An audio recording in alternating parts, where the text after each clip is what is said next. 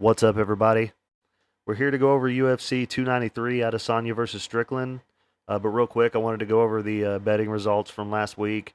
Very fortunate that I was able to make it out of what was a really bad card for me without losing any money. um, as you can see here, man, I woke up late and like half the card was over, and that was the bad half of the card for me because I picked a lot of dogs, man. Had too much faith in the dogs, and so I probably only picked like 6 fights right on the card because of that. But I woke up late. The fight started at 4 o'clock in the morning, and woke up half the card was already over, man, and I was already down 2 units because of this play on Bedoya, and then Justin Tafa fought, so I won a unit. That was a 1 unit play there at minus 120, so I won almost a unit back on that one. And then I had a small play on Talia Santos that was just a couple $100 that didn't hit. But yeah, as soon as I woke up, I had to kind of go into gear and try to save myself. So I made this parlay right here. Junior Tafa, Nakamura, and Max Holloway. I don't remember what the odds were on it, but I ended up cashing for $1,764, which put me almost back where I needed to be. And then I made some money live betting. I live bet Aaron Blanchfield during the second round because I could tell she was going to win because Santos was looking tired. And I live bet a couple other fights too, man. I was able to bring myself up out of being down some money, and I won maybe a couple $100 with the live betting. Nothing to brag about there. I was just happy I made it through it without losing any money, man. So yeah, man. Let's get into this card, or actually let's go over all the usual stuff that I say real quick. If you're new to the channel, what I do is I go through and give out all my picks, and then at the end of the video, I give out my bets for the card. And if you're not interested in watching the videos and you just want to see my picks and my bets, you can go over to my social medias. Instagram and TikTok are both highkick_fight picks. And then I have a Facebook group that's High Kick Fight Picks on Facebook, and it's easy to find. And feel free to post all the stuff that that you want in there. Your winning tickets, your bets, whatever. I like to see everybody's stuff. That way, there's a little bit more going on than just me posting my stuff all the time. I like to see y'all guys' stuff too, man, and chat with you guys and stuff like that. And what else? I guess that's about it, man. So yeah, man. We unfortunately didn't get to see Adesanya versus Duplessis. I think that was the fight kind of everybody was wanting to see. But Duplessis kind of backed out of it. But we're getting Sean Strickland, and that's a good fight too. Strickland really does deserve it, I think. He's fun to watch. He's exciting, and yeah, man, he's pretty good, man. I hope that well, I'll talk about that whenever we talk about the fight. So as far as other fights that we lost Kai France versus Manel Kape, which Kape is facing a guy who's making his UFC debut now. And Viviane Arroyo versus Casey O'Neill, lost that. Not really mad about that one, but let's get into this card, man. First up, we got Kevin Jousset taking on Kiefer Crosbie, and they don't have all of Kevin's stuff listed on Tapology, but I do have it in my notes. I'll talk about that. So he's 30 years old. He is 8-2. And this is his UFC debut. There wasn't any odds on this fight the last time I checked. Yesterday I checked, but I can check one more time and see if they have them up yet. This is my two main betting sites that I use is Bovada and Bet Online. Usually Bet Online is pretty good about having the more lines up earlier than Bovada usually, but it wasn't even on there, so not sure what's going on with that. But there was a couple fights that haven't made it onto the betting websites yet. I'm not sure why, but let me check real quick. Here we go.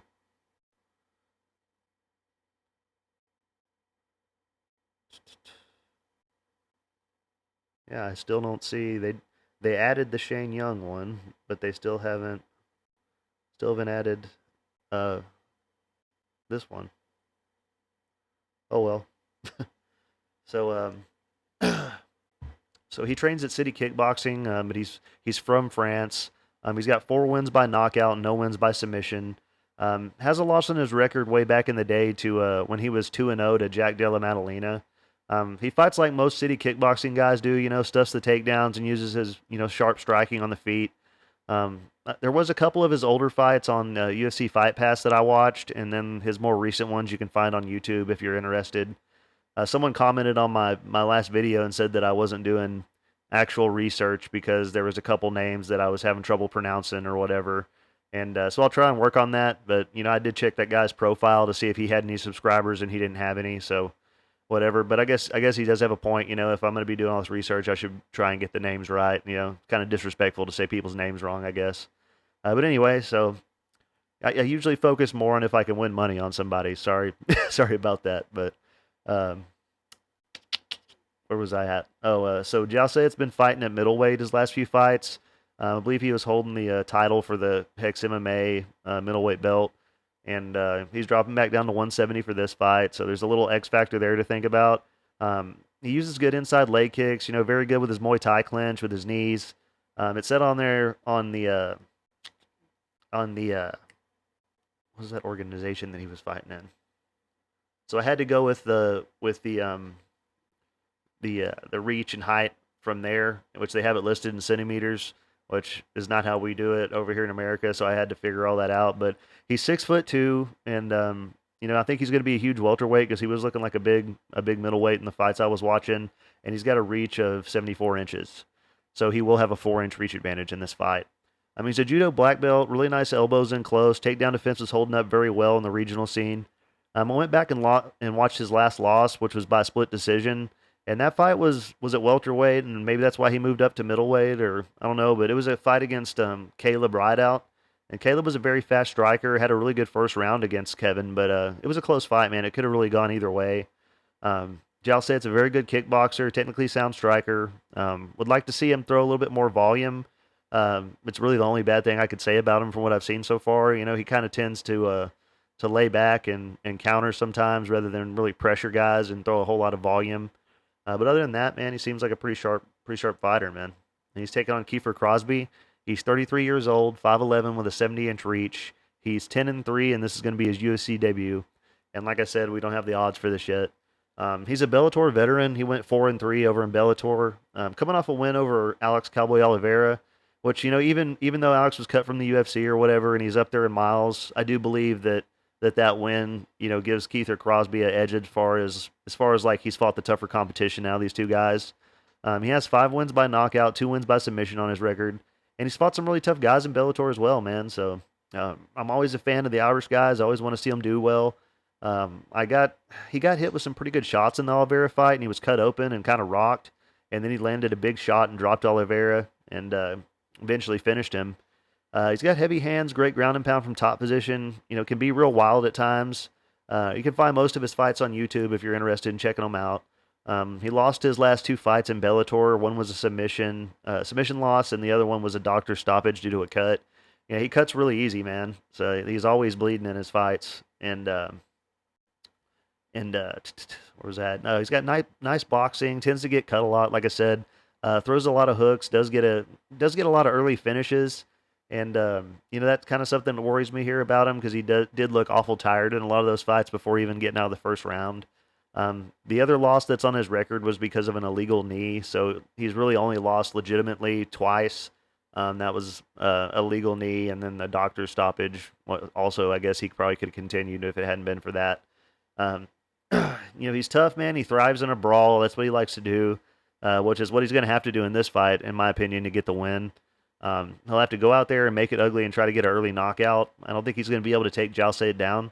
I like to see Crosbie win this fight, but from what I've been watching, on the tape and checking out these guys, I think Jousset would be able to survive the early onslaught from Crosbie and then pick him apart from the outside using his range and his 4-inch reach advantage, and his height advantage. He's going to be 3 inches taller here, so.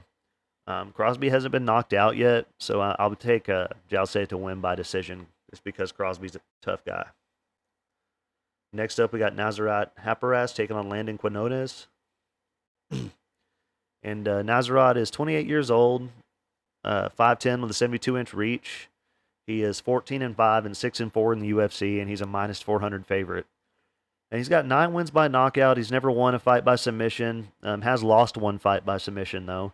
He's kind of an underrated fighter. I feel like everybody was counting him out before the makdessi fight. The guy he's lost to in the UFC have been really tough guys. It just sorry, I'm trying not to say a million times like I did in my last video. I got a comment about that too.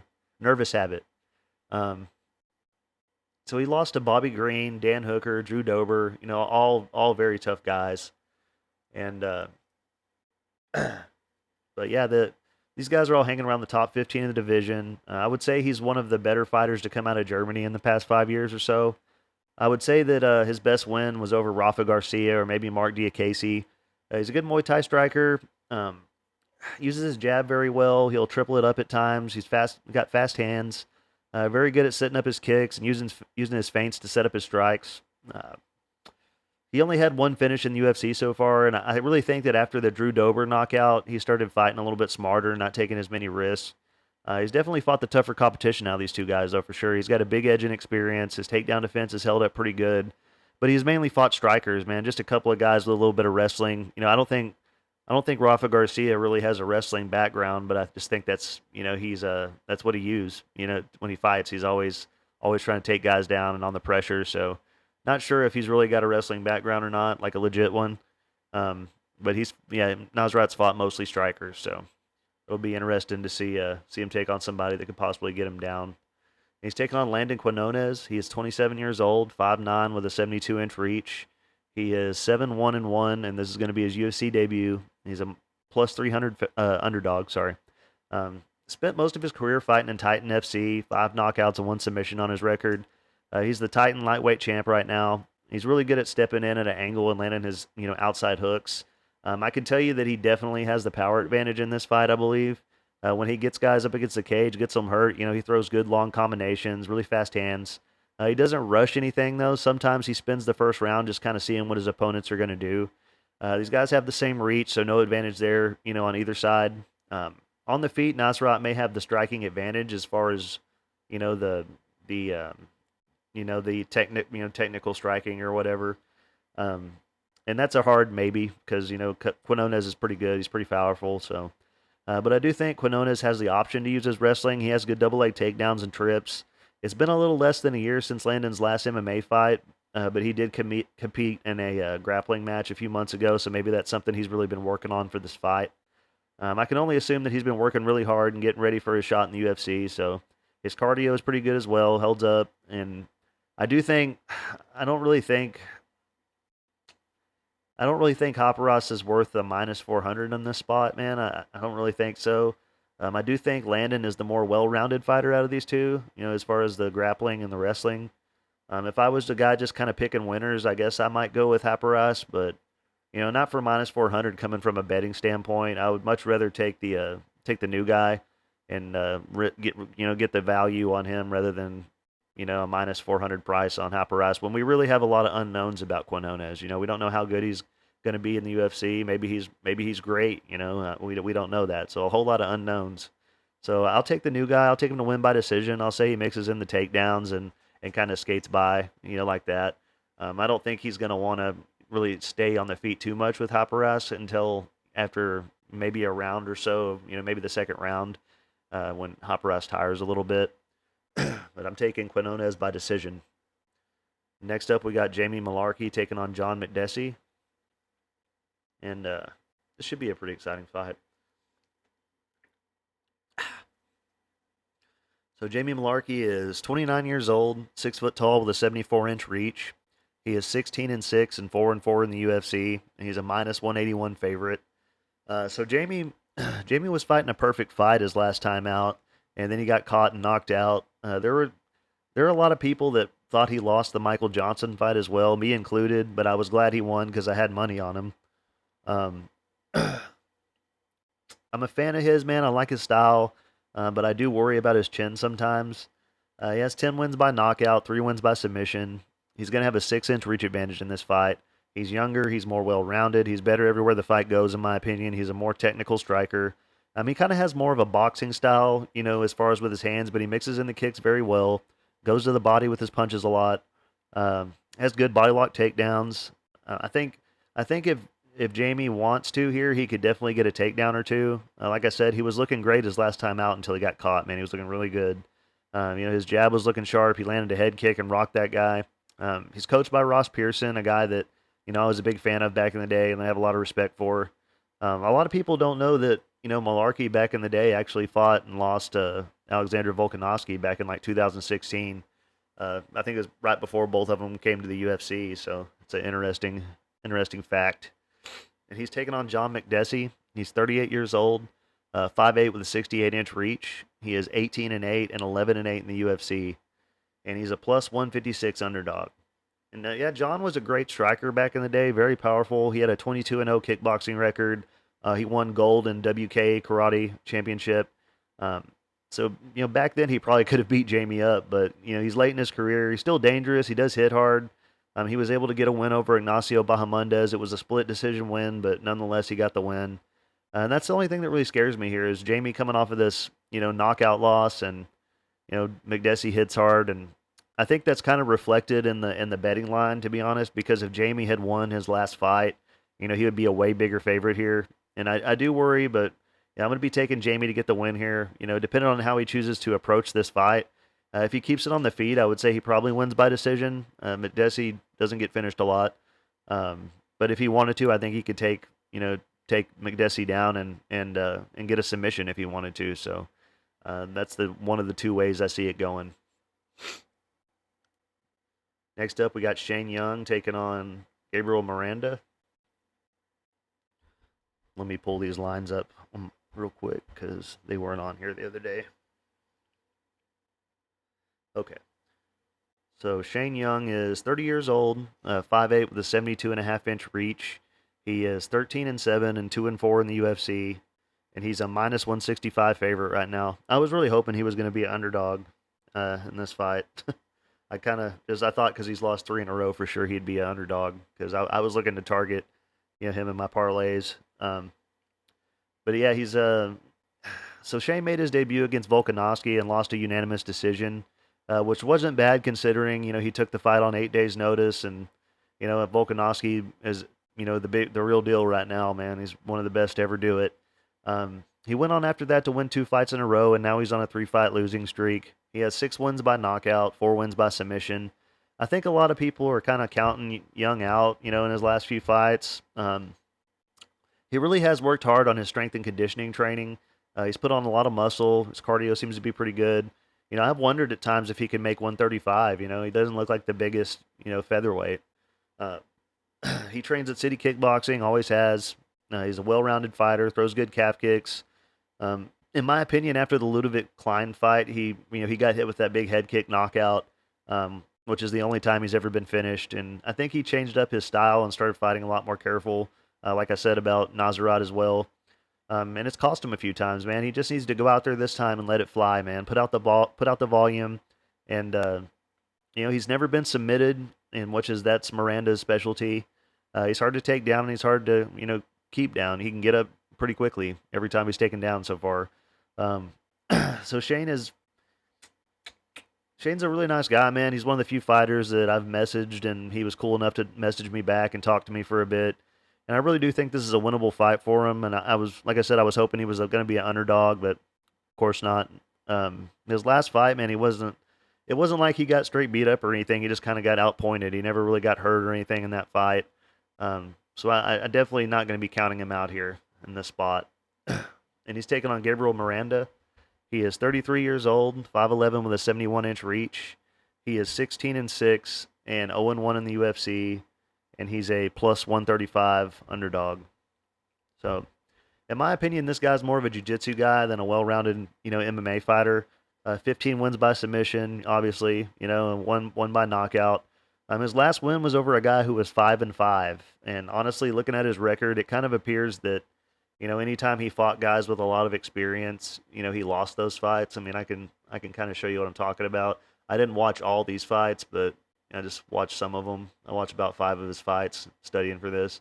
Obviously, he got destroyed by Saint Denis last time out. That was a big jump up in competition for him. Before that, he beat a guy that was 5-5, a guy that was 3-1, a guy that was 8-7, lost to a 4-0 guy. It's kind of the same. Some of these people have never even fought before. Um, lost to 11-4 guy, lost to a 22-19 guy. So either way, that's kind of what I was talking about whenever I mentioned that. Um, he has beaten a couple of 5-0 guys, but yeah, that's kind of the best that he's been able to do so far. And I don't know enough about those 5-0 guys to know whether they're you know worthless or whatever. So um, we saw what happened last time against Saint Denis, man, and it was a really bad look. He kind of went out there and just kind of went crazy trying to do something to get Denis on the ground, and I don't know. It's just it wasn't a good look at all, man. I didn't see anything that I liked. I know he's dangerous off of his back, and also that fight was up a weight class, so that could have had something to do with it. He is a pretty big featherweight, which is what this fight's going to be at. And it's hard to find a lot of tape on Miranda, man. He definitely has the jiu-jitsu advantage, but Shane has the striking advantage and the power advantage, in my opinion. And I don't think Miranda will be able to get Shane down unless Shane makes a mistake and falls down or whatever. Miranda tends to go out and be very wild with the striking, create brawls so he can set up a takedown. But I don't think it's going to work here, man. I'm going to be taking Shane to win. I think he's going to win by third round TKO.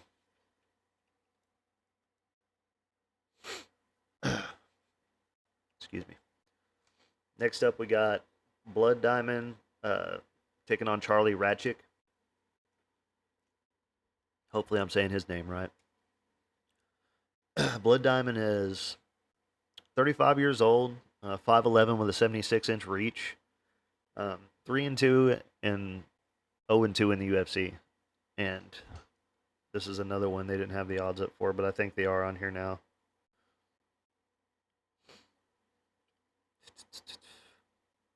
Sorry, I should have checked before I started doing the video.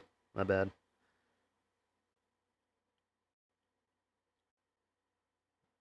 Well, I'm so used to seeing him called Blood Diamond everywhere that I forget his real name is something different. So Blood Diamond is a plus 200 underdog, and Radtke is a minus 260 favorite. And yeah, so Blood Diamond's a really tall, rangy kickboxer. I honestly don't think he should, really. I thought he should have had some more fights before he got to the UFC, man. He should have at least gone to the contender series, or something with that small of a record coming in the UFC, 3-0. He's got decent striking. His submission defense isn't very good, and he does get taken down quite a bit. We got to see a little more of him in his last fight. His takedown defense seemed to be a little bit better. He fights well in the clinch, really nice knees. He did have a little success, mainly because Koski was gassing out pretty hard after wrestling him, the whole first 2 rounds. It's been a year since he's fought, man. I'm sure he's worked, hard on trying to get better at all that stuff. Throws really sneaky high kicks. Not a whole lot more to say here. Really much, if it stays on the feet, he has a good chance. But pretty much everybody's been able to get him down, since he's been in the UFC. He's taking on Charlie Radtke. He is 33 years old, 5'10". We don't have a reach on him. He's 7-3, and this is going to be his UFC debut. And like I said, he's a minus 260 favorite. He's got 3 wins by knockout, 2 wins by submission. He's on a 4-fight win streak right now, all finishes. He's the more well-rounded fighter here. Better wrestling, better submissions, very heavy hands. And, there's some serious sting on his kicks, man. He was hitting that guy in his last fight with some hard body shots. Really, really loud, hard kicks. He's got good grappling and sweeps. I don't believe I've really got to say a whole much more here, man. Blood Diamond may be a more technical striker, but I do believe that Radtke will get him down and submit him. I'll say he does it in round 2. He's a big, strong guy too, man. He's not a Blood Diamond's kind of a taller, skinnier guy, and Radtke's a really big guy, man. And he's got a lot of power, and he's very good at getting guys to the ground, and very good at transitioning to the back and getting the rear naked choke. So I think that's how this is going to go. Next up, got Jack Jenkins taking on Chepe Mariscal. Hope I'm saying that right. Excuse me. I'm gonna grab some water.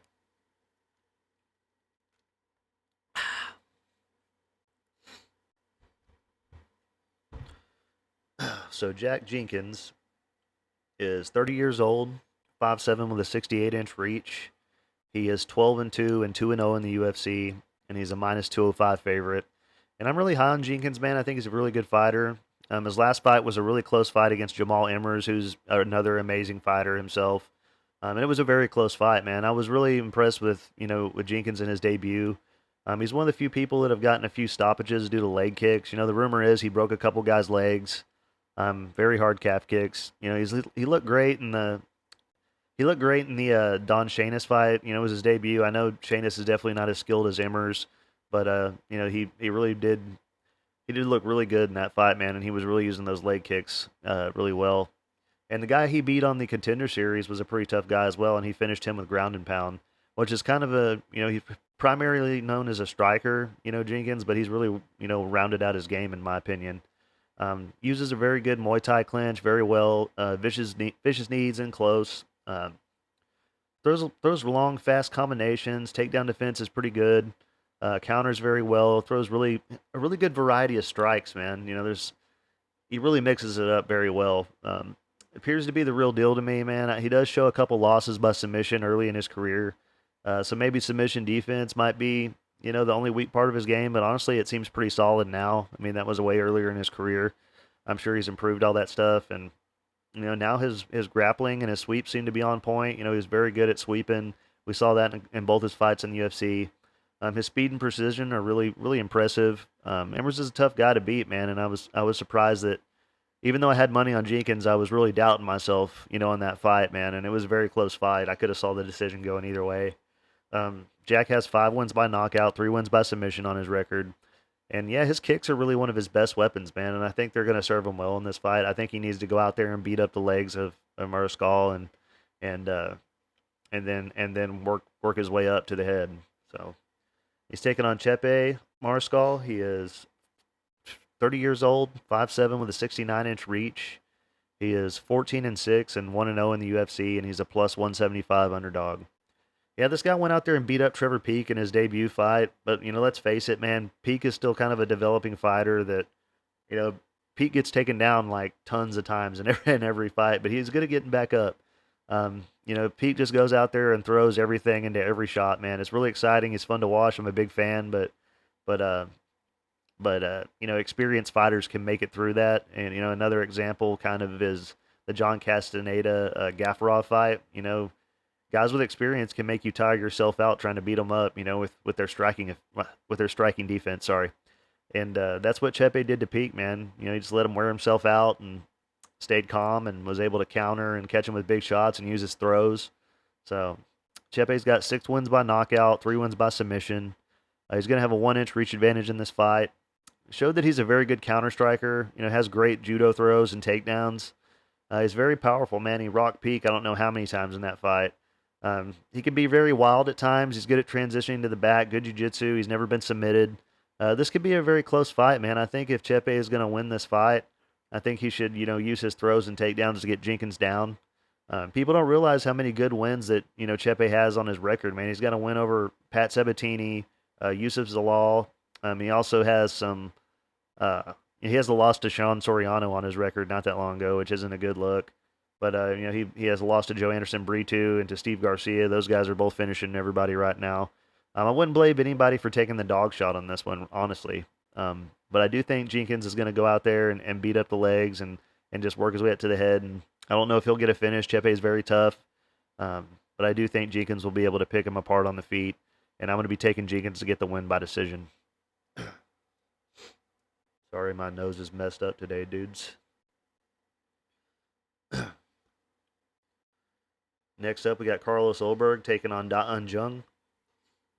Ulberg is 32 years old, 6'4" with a 77-inch reach. He is 8-1 and 4-1 in the UFC. Yeah, 4-1. And he's a minus 270 favorite. So I've had money on Carlos in his last 4 fights, and it's paid off, pretty well. He's looked good, better and better every time we've seen him, honestly. He's a really good kickboxer, trains with Izzy, and all those guys at City Kickboxing. He's got 6 wins by knockout. He's never won or lost a fight by submission. And he's got 3 knockouts in a row now, man. He throws very hard calf kicks, good teep kicks to the liver, good head movement. He's pretty hard to hit, Um, very fast jab, he'll double, triple it up at times. That's what he caught what was that guy's name? Nikolai, right? Yeah, Nikolai Nigamarianu. Um, and yeah, he popped him with the jab and then came right back down with a check left hook. And he took no damage in that fight at all. Pretty much definitely in his last 3 fights, he took almost no damage at all. Very technical, great counter striker. He'll definitely have the striking advantage in this fight for sure. Um, his kicks are a great part of his game. His takedown defense has held up so far. This will be his toughest opponent yet, but I don't know, man. The Nikolai's a pretty tough fighter too, man. So I was impressed how he was able to shut him down with the calf kicks and then just go up top and land that nice combination, man, like he was nothing. He's very good at managing distance, using his range and fighting long. I think his calf kicks are going to really play into this fight, man. And I also feel that he deserves a little bit higher ranked opponent here. Don Jung's on a 2 fight losing skid. I figured, 4 wins in a row for Ulberg, with 3 knockouts, he would be getting, a little bit better opponent, maybe Dustin Jacoby or somebody like that, which would be an awesome fight. Maybe if Ulberg wins this fight, that's who he'll fight next is Dustin Jacoby. He's taking on Don Jung, 29 years old, 6'4", with a 78.5-inch reach, 15-4-1 and 4-2-1 in the UFC, and he's a plus 230 underdog.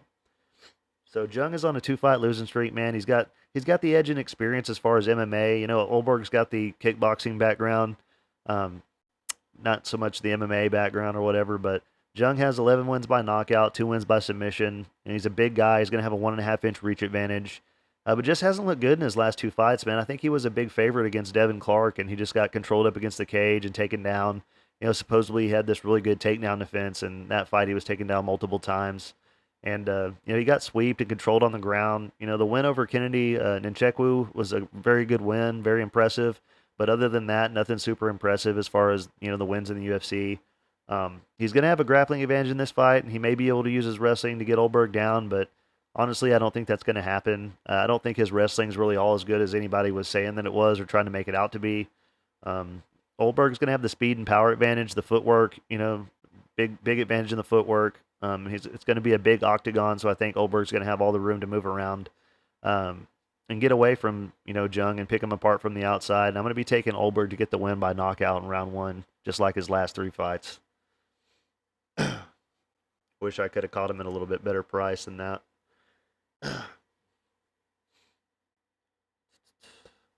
Next up, we got Manel Kape taking on Felipe Dos Santos.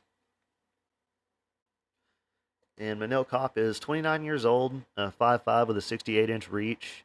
He is 18-6 and 3-2 in the UFC, and he's a minus 330 favorite. And I think very highly of Manel. I think he's going to make a run for the title, maybe even win it at some point. I think he's really good. He's really coming to his own in his last 3 fights. We would know more, man, about Manel if it wasn't so hard for him to get a fight, man. All his opponents end up backing out at the last minute or whatever. It's happened 5 times in the past year and a half. He's lost, 5 opponents back out. So I don't know if guys are scared of him or what. But at one point, he was supposed to fight Figueiredo in Cara France. I think that was who he was supposed to fight on this card. And yeah, they're so desperate to get him a fight, that he's taking a fight against a debuting fighter here. But maybe that's his decision. Maybe he just really wants to fight. He's been training nonstop probably for all these fights that keep falling out. So he accepted it just because he wants to fight and stay busy. So he's got 11 wins by knockout, 5 wins by submission on his record. He's the former Ryzen flyweight champion, lots of experience, has fought all over the world. He's very athletic, very fast. We even got to see his ground game in his last fight with Dvorak, man. He was using he's very well-rounded, man, very explosive, constantly throws up submissions from the bottom position. Does prefer to counter usually, which is what cost him in his first couple fights in the UFC. He just was waiting on the counters and not really doing enough. He didn't get beat up badly or anything. He just kind of got outpointed. You know, he's got a he's got a really nice kimura, man, that he likes to use to sweep and even finish fights as well. You know, if you're familiar with the technique in jiu-jitsu, you know that you can do a lot with that kimura grip.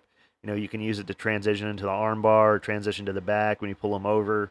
You know, he's got really good footwork, man. He's nice. He's very good at pulling his opponents into his left hand, man, and landing that big shot. Pretty good head movement. He waits till his opponents set their feet and then he moves off so that they can't get ready to throw anything. Then pulls guys into his big shots, man. He's good at setting up that flying knee as well. They're always these are always kind of the spots that scare me sometimes because how many times have we seen guys that are on good runs take a fight with a debuting opponent and then end up losing, kind of like Gregory Rodriguez when he fought the Bruno Fiera, stuff like that. So these spots always kind of scare me. And he's taking on Felipe dos Santos. He is 22 years old, 5'7". Don't have a reach on him. I'm pretty sure he's going to have a reach advantage, though. He's 2 inches taller. And he's 7-0, and this is going to be his UFC debut. And he's a plus 270 underdog. And he's got 2 wins by knockout, 3 wins by submission. Hasn't fought, any guys with a whole lot of experience yet. The biggest record that he's gone against was a guy who was 6-1. I did get the reach. Sorry, he's going to have a 2-inch reach advantage in this fight. He's a good-sized flyweight for sure. From what I've seen, he's a very talented prospect. Throws hard calf kicks, good double leg takedowns. Throws a lot of crazy spinning elbows and stuff, which can wear on his gas tank. He has looked a little bit tired sometimes, throwing that big stuff. Throws. Sorry, thought I was about to sneeze. It's embarrassing. He was eating a lot of big shots in his last fight that I watched, man, in the first round. He was getting caught with a lot of good punches. Even gave up a takedown or two. His cardio ended up holding up kind of better than his opponents, which is how he was able to come back and win the decision.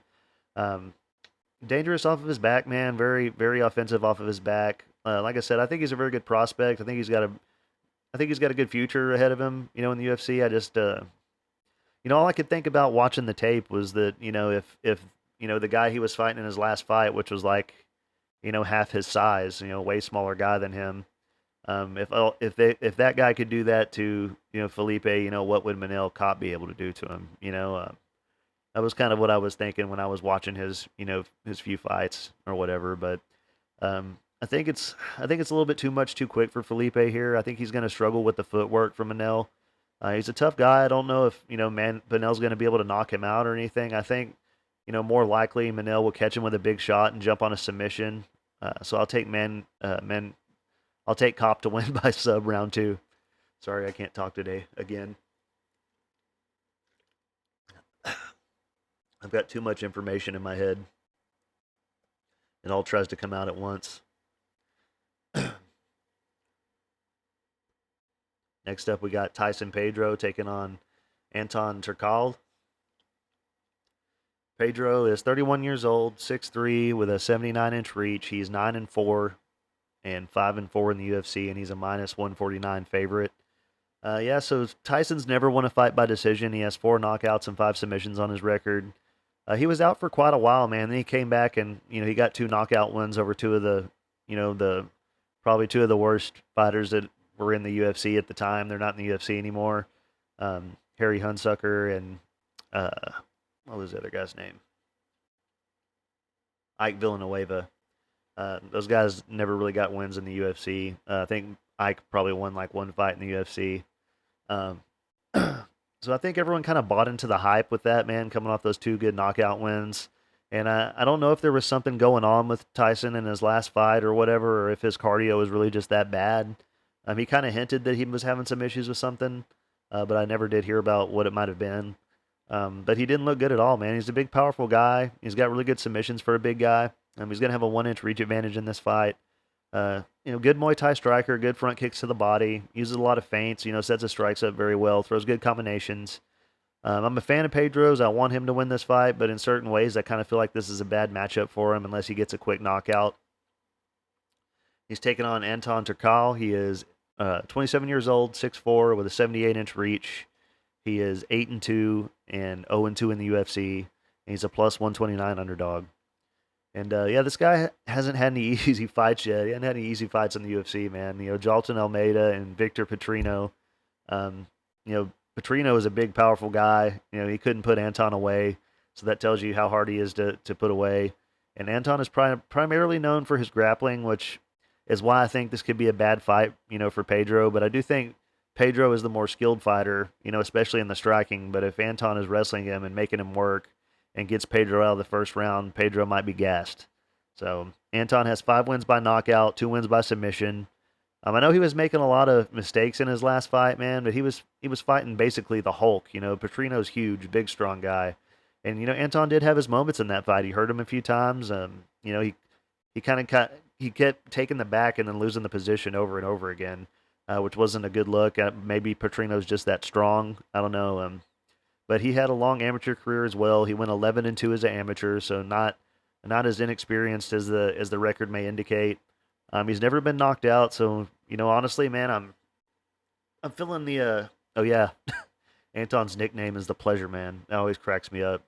I don't remember.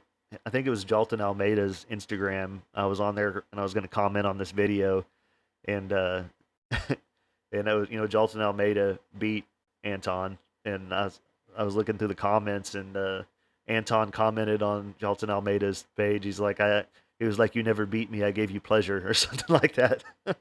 Had me laughing, man. But I'm definitely feeling, the dog shot on Anton here, man. Even though I want Pedro to win, I think Pedro might have a good first round, and then Anton's gonna squirm his way into the fight, man, and win the last 2 rounds, using his cardio. So I'm gonna take Anton by decision, man. But I wouldn't be surprised at all. I'm not super confident in that if Pedro got an early knockout. But the way I see it is if Petrino couldn't put away Anton, maybe Tyson won't be able to either. So next up, we got Justin Tafa taking on Austin Lane. And Tafa, looking forward. Well, so whenever this fight happened the first time, I had a pretty good sized underdog play on Austin Lane. And of course, I ended up getting my money back because the fight got stopped due to that eye poke or whatever. But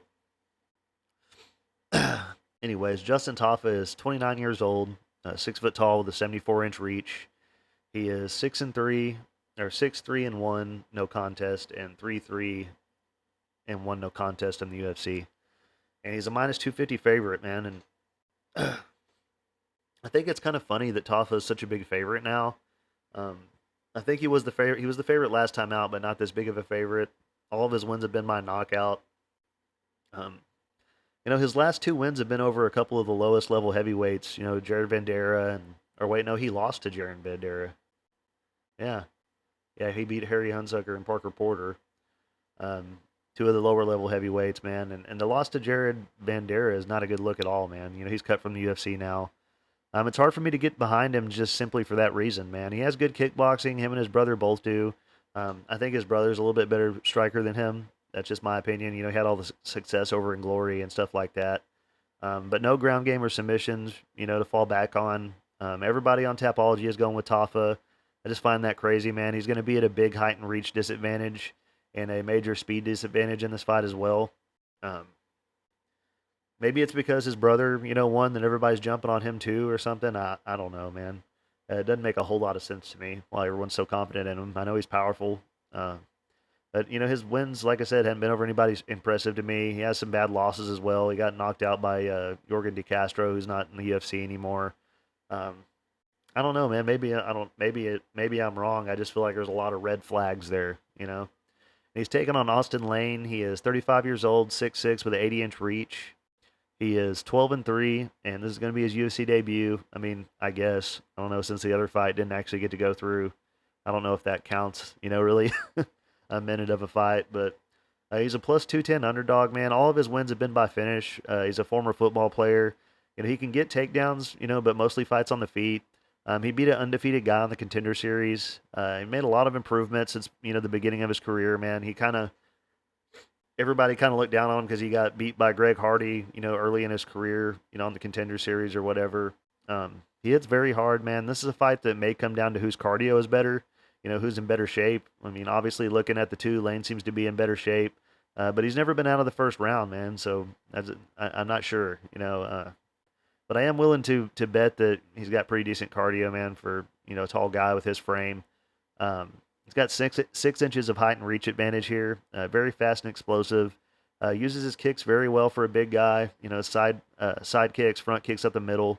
Has had trouble in the past getting stuck on the bottom when he's taken down, but he was able in his last fight to fight out of the. He was mounted. He fought out of the position and reversed it and got the finish. So I was impressed with that. Tafa's not going to be trying to grapple Lane here. Tafa's very tough. I'm not sure if Lane can get a finish here or not. He was looking sharp and fast in the last fight for the little bit of it we got to see. Tafa was just winging that big overhand right, looking for the knockout. But Lane has always won by finish, so I mean, I guess if I'm going to pick him, I got to say by finish. I'll take him to win by ground and pound. Maybe he knocks Tafa down and keeps him down, or maybe he takes him down and just and stays on with the ground and pound and gets the win. Man, I'll take the dog shot on Lane again. I did it the first time. I'll do it again, I guess. Next up, we got the co-main event: tuivasa taking on Alexander Volkov. Going to be an awesome fight right here, man. I'm really a big fan of both these guys.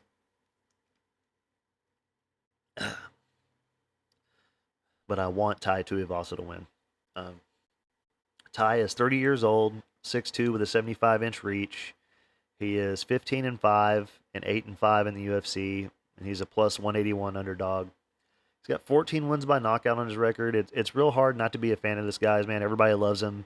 He's just a big dude that loves to kickbox, man. He can be kind of wild at times, but his power is really scary, man. He dropped Cyril Gane in his last fight, man, which no one else has been able to do that, I don't think, unless Spivak does it this weekend. Has a really nice left hook, man. Kind of leaps into it, puts a lot of power into it. Very good volume for a heavyweight. Really good elbows in close. Who was it that he was beating up those elbows? It was Augusto Sakai that he was catching with those elbows and rocking him. I'm kind of surprised that these two guys haven't fought before, honestly. They've both been around the top of the division for a good bit. And, despite the way that Tai Tuivasa looks, his cardio is actually pretty good. He's pretty fast. He may have a speed advantage in this fight. And he's taking on Alexander Volkov. He is 34 years old, 6'7", with an 80-inch reach. He is 36-10 and 10-4 in the UFC, and he's a minus 211 favorite. So he's going to have a 5-inch reach advantage in this fight, and 5 inches of height advantage as well. 24 wins by knockout, 3 wins by submission. And he's been looking real sharp in his last 2 fights, man. He made Romanov look like he shouldn't be in the UFC. Throws a lot of big, heavy kicks. This guy is huge. Very good kickboxer. The way that he took out Rosenstruck was very impressive, man. He seems to have really been working hard, after the Aspinall loss that he took, the submission loss. His takedown defense looks a lot better than it did. Romanov wasn't able to get him down. Good at stuff in the head, man, and pushing the guy down. And we saw him take the back of Romanov till he quit. He's beating on Romanov, and Romanov just folded in that fight, man. Gave up really quick after he felt Volkov's power, man. And Tai is coming off 2 knockout losses, man. I do think Tai is going to be the faster guy here. I want Tai to win. It's at home in Australia.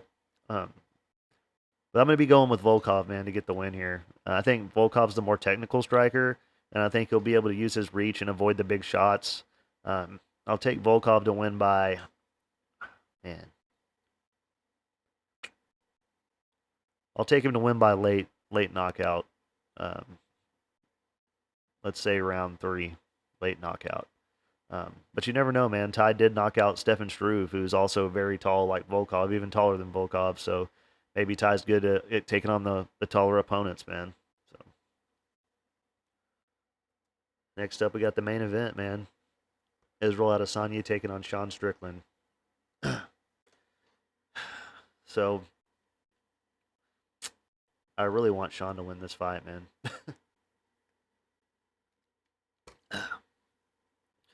Adesanya is 34 years old, 6'4", with an 80-inch reach.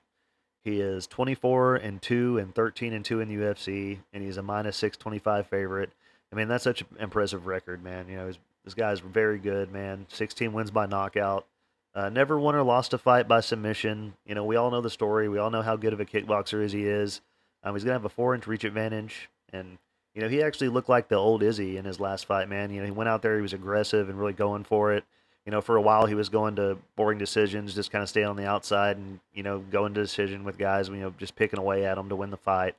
But he went out there, man, and got his revenge, man, and, he looked good. And I used to be a very big Izzy fan, man. I bought, all his autographed merch. I bought the pay-per-views. I was really big on it. I just haven't liked all the cringy stuff he's been doing, lately. Uh, yeah, so and I've decided that I'm not much of a fan anymore. Maybe he'll grow back on me again or whatever. But I want him to lose. And that all aside, I respect him very much. Everything he's accomplished. He's one of the greatest, middleweights ever. So don't think I don't understand that. He's taking on Sean Strickland. He is 32 years old, 6'1" with a 76-inch reach. He is 27-5 and 14-5 in the UFC, and he's a plus 475 underdog. So I've really grown to like Sean, man, and his fighting style. At the beginning of this resurgence in his career that he's had, I wasn't really a fan of him, but he's really grown on me, and I've really started to respect him after the Nasruddin Imavov win. Um, he's proven to be a really great fighter, man. He pressure fights, he walks guys down and rolls with punches very well. Doesn't get hurt a lot, and he has 11 wins by knockout and 4 wins by submission. And he never grapples, even though I've been hearing all these people talk about this, world-class ground game. He's secretly a great wrestler and all this stuff, but we've never seen him use it, and he will want to use that in this fight, man, if he's going to get the win. And we saw that in the Pereira fight that Sean's style doesn't really go too well up against high-level kickboxers like that, because if Pereira was able to catch him with that big punch, Adesanya might be able to too. But he has made a lot of improvements since the Pereira fight too, and I really want him to win, man. So Sean, man, I'm begging you, go out there and use your grappling. Wear on Izzy for a couple rounds before you start walking him down and trying to beat him with your strikes, man. Just fight smart. We all want to see you win this fight, man. I actually think Sean has the better cardio of these two, man. From what he showed, in the Nasruddin Imavov fight, he was not getting tired at all. He kept the same pace, threw a ton of punches, landed a lot of shots. That's what I want to happen, but for the purposes of the channel, man, and for betting, I got to pick Izzy to win. I think I'm going to pick him to win by second round knockout, but I'm going to do what I do a lot of the time, and y'all know a lot of times I'll pick the winner for the main event, and I'll put a little bit of money on the underdog because I want him to win, and I want to be able to say I had money on Sean if he wins. So I'm going to put like $100 on Sean, man, just in case, just so I can say I had money on him if he wins or whatever. But I think if he does fight, smart and does go out there and try to use his grappling, I think he could possibly win this fight. But we don't really, like I said, I don't know that I totally believe how good his ground game is, based on just everybody else saying that doesn't prove anything to us. We got to see it. So, so that's it for my picks, guys. As far as my bets go, as far as my big parlays, there were, like I said, a lot of these fights weren't on there yet when I was trying to put together my parlays. I still haven't put together a Hail Mary with everybody on it yet. That's because I'm waiting for everybody to get on there. But I did put some together so I could show you guys what I'm thinking so far, man. And as far as my regular single plays go, I hate it when it does that. Single plays go, man. I got a 2-unit play on Carlos Ulberg at minus 265. I caught him pretty early on. I know he's probably up over a minus 300 now. And just like everyone was like, man, on my bets for Gone versus Spivak, I caught Benoit Saint Denis at a plus 100. Man, that's the whole point of me. The whole point of me doing this, these videos earlier than everybody else is because I want to push y'all to get on the lines earlier, man. So I try to put the videos out early because that's how I'm able to get better lines. But I caught Saint Denis at a plus 100, and everybody's like, man, when was he an underdog? It was the beginning of last week he was underdog. But yeah, I got a 2-unit play on Ulberg. I got a 1-unit play on Jenkins at minus 195, and then I've got a small play on Austin Lane plus 185. I always put a quarter unit, but it's actually $200. It's a little less than a quarter unit. And then I got a 2-fight parlay that's Cape and Ulberg, Manel Cop and Ulberg, which is minus 125, and that's a 2-unit play. And if there's any prop bets and stuff, obviously the props aren't all up yet, so I'll put those out on my social medias if I add anything. And as far as my parlays, the first one is a 4-fight parlay. Um, Carlos Ulberg, Jack Jenkins, Jamie Mullarkey, and Volkov. That's a plus 355. And then to that I added turkalj and Adesanya, and that's a plus 1,109. And then as far as this one, see, I don't think, yeah. And then to that I added quinones and Austin Lane, and that's a plus 13,403. And Manel Cop is on there too. I just think I didn't screenshot it in the picture. I think I cut it off too. I think he was at the bottom. But yeah, that one's plus 13,403. There will be a Hail Mary parlay with everybody on it, and you can put that together yourself off my picks on the video, man, or off my bet flyers. When I post it. Um, what else? What else? Please like and subscribe, guys. It really helped me out a lot. And we're still doing the contest for the free autograph merch. You can go over to the Cyril Gahn Spivak video and give me your picks for that event on there. You got to pick 3 winners. You got to pick the winner, the round, and the method of victory. So 3 winners, and you can pick 1 decision. The other 2 have to be knockout or submission in what round, but you can pick 1 decision. And you'll get to pick one of those items. Whoever gets it right first gets to pick one of the items that I've been showing on my other videos. I'm not going to go through all that now, but anything else, man?